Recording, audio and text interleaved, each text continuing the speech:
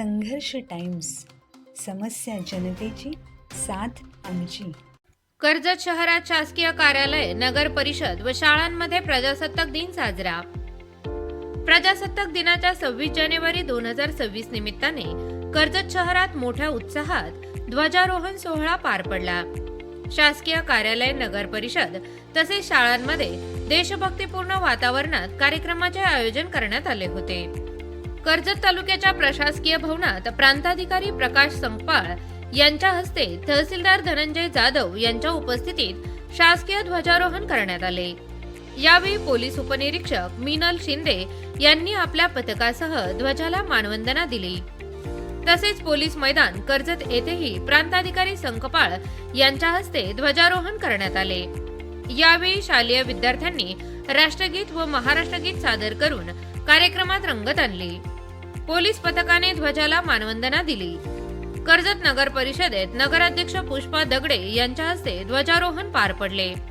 या कार्यक्रमास नगरसेवक व नगर परिषदेचे कर्मचारी मोठ्या संख्येने उपस्थित होते.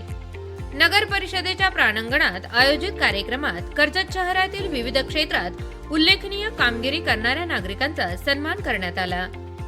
दरम्यान कर्जत शहरातील बहुसंख्य विद्यार्थी संख्या असलेल्या अभिनव ज्ञानमंदिर संस्थेत प्रजासत्ताक दिनाचा भव्य सोहळा पार पडला. संस्थेचे अध्यक्ष गणेश वैद्य यांच्या हस्ते ध्वजारोहण करण्यात आले. संस्थेच्या प्रशस्त प्रांगणात आयोजित या कार्यक्रमात एनसीसी परेड, गाईड परेड, कवायत संचालन, RSP सिग्नल PT तसेच शारदा मंदिर शाळेच्या विद्यार्थ्यांच्या वतीने परेड व कवायत सादर करण्यात आली. हा सोहळा शहरातील सर्वात मोठा सोहळा ठरला. यावेळी संस्था पदाधिकारी पद्माकर गंगल, नंदकुमार मनेर, दिनू पुराणिक, अप्पा ओक, विनायक चितळे, अनिल जोशी, रवींद्र खराडे, मुख्याध्यापक विलास शिंदे आदी मान्यवर उपस्थित होते.